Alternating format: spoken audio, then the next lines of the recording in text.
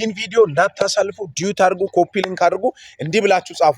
የአማልቅን ዝክር እግዚአብሔር ይደመስሳል። ኢየሱስ ክርስቶስ ለዘላለም ጌታ ነው። የአማልቅ መንፈስ ዛሬ በምድራችን ላይ አለ ወይ? አማልቅ ምንድን ነው? መጽሐፍ ቅዱስ ገላትያ ምዕራፍ 5 ከቁጥር 1 ላይ በነጻነት ልንኖር ክርስቶስ ነጻ ወጣ፣ ዳግም በባርነት አትያዙላት። በባርነት መያዝ ነው። አማልቅ ማለት ባሪያ አድርጎ ሊገዛን የሚፈልግ፣ አማልቅ ማለት በእኛ ላይ ሊነግሰን የሚፈልግ ማለት ነው። ነገር ግን መጽሐፍ ቅዱስ ስለ አማልቅ መንፈስ ምንድን ነው የሚናገረው? ኢየሱስ ክርስቶስ ለዘላለም ጌታ ነው። ከእግዚአብሔር ቃል ስለ አማልቅ መንፈስ ስትመለከቱ ዘጸአት ምዕራፍ 17 8 እስከ 16 አንብቡ። ከዛ ነው ቃሉን ማወራላችሁ። ኢየሱስ ጌታ ነው። የአማልቅ መንፈስ አራት ነገር አይፈልግም። አንደኛ የእግዚአብሔር ሕዝብ እግዚአብሔርን እንዲያመልክ አይፈልግም። ነገር ግን እግዚአብሔር ደግሞ እንድናመልከው ይፈልጋልና ያመልከኝ ዘንድ ሕዝቤን ልቀቅ አለ። ዛሬ እንዳታመልክ የያዘሽ ሁኔታ ቢሆን ኑሮ ቢሆን በኢየሱስም ይለቃቸዋል። በኢየሱስም ይለቃቸዋል። እግዚአብሔር አምላክ ከግብፅ ባርነት ሕዝቡን ነፃ እንዳወጣ እንዲያመልኩ ሕዝቤን ልቀቅ እንዳለ ዛሬም በኢየሱስም እንድታመልክ ዘንድ ጠላትሽን ይመታል። የአማልቅን መንፈስ ይመታል። ሁለተኛ የአማልቅ መንፈስ ከባርነት ነፃ እንድንወጣ አይፈልግም።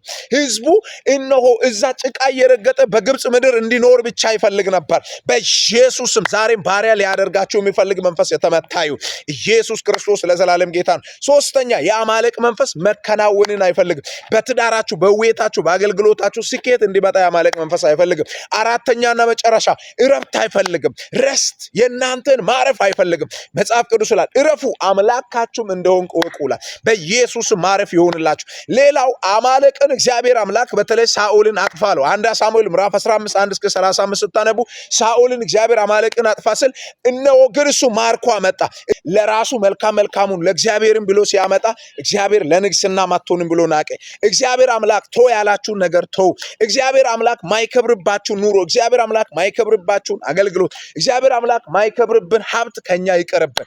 ሳኦል እግዚአብሔር ደስ በማይለው መንገድ ስለሄደ እግዚአብሔር አምላክ ናቀው። ከዛስ በሳኦል ቦታ ዳዊትን አነገሰው። ታዲያ አስቴር ምዕራፍ 3 ላይ ስትመለከቱ የዳማቱ ልጅ ሃማ ሌሎችን ነገስታት ወይም ሌሎችን ለራሱ እንዳሰገደ መጽሐፍ ቅዱስ ይናገራል። ነገር ግን በዛ ጊዜ አንድ ጀግና ሰው ነበረ። እነሆ መርዶክዮስ እንዲህ አለ፣ እኔ ለሰው አልሰግድም አለ፣ ለአንተ ሃማ አልሰግድም አለ። ከዛስ መርዶክዮስ ባለመስገዱ ምክንያት እነሆ ከነበረበት ኃላፊነት ወይም ከነበረበት ቦታ ተገፋ። ኢየሱስ ጌታ ነው። ቢገፋም አስቴር ወደ ንጉሱ ገባች። በንጉሱም ፊት ሞገስ አገኘች። ሌላው ደግሞ አይሁዶች ሁሉ ተሰብስበው በጾም ጸሎት ይጸልዩ ነበር በእግዚአብሔር ፊት አይሁዶችን ሊያጠፋ የሚፈልግ ሰው ስላለ። ምክንያቱም ሊያጠፋችሁ የሚፈልገው የአማልቅ መንፈስ ነው። የአማልቅ መንፈስ ዛሬም በኢየሱስም ይመታ። ከዛ በኋላ በዛ ይጸልዩ ነበር። 127 ሀገር ገዢ የሆነ ይሄ ሰውዬ ደግሞ አዋጅ አስነገረ። ምን ሊያደርግ? አይሁዶችን ሊያስጠፋ። ነገር ግን የአይሁዶች አምላክ፣ ነገር ግን በፊቱ የሚያለቅሱት አምላክ እግዚአብሔር እነሆ አማልቅን ሊያጠፋ ከዙፋኑ ተነሳ። ምዕራፍ 9 አስቴር ምዕራፍ 9 ቁጥር 1 ላይ ስትመለክ እነሆ ነገሩን እግዚአብሔር ገለበጠና አይሁዶች በጠላቶቻቸው ላይ የበላይነት አገኙ። ሃሌሉያ። ከዛስ እነሆ መርዶክዮስን ለመግደል መርዶክዮስን ለመስቀል 6 ክንድ መስቀያ አዘጋጅቶ ነበር። ማን? ሃማ። ነገር ግን ንጉስ ለሚወደው እንዲደረጋል የሚለው ቃል ተፈጸመ። ከዛ በኋላስ ሃማ ራሱ ባዘጋጀው ራሱን ሰቀለ፣ ወይም ራሱ ባዘጋጀው ሃማን ሰቀሉ። ሃማን ብቻ አይደለም፣ የሃማ ቤተሰቦች ሁሉ አማሌቃውያን ስለነበሩ ሁሉንም ምን አደረጉ? አጠፉ። አማሌቃውያን ጠፉ።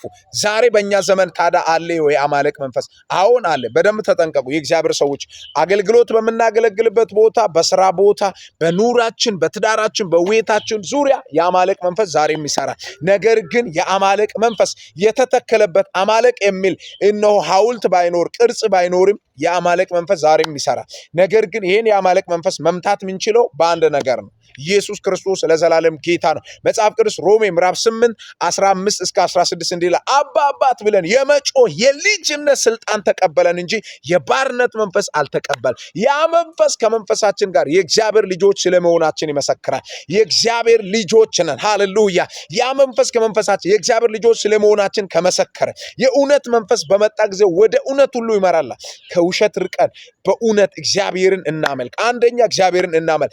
ሁለተኛ ከባርነት እንደወጣን የወጣንበትን አንርሳ። የወጣንበት ቦታ አንርሳ። ብዙዎቻችን እንረሳለን።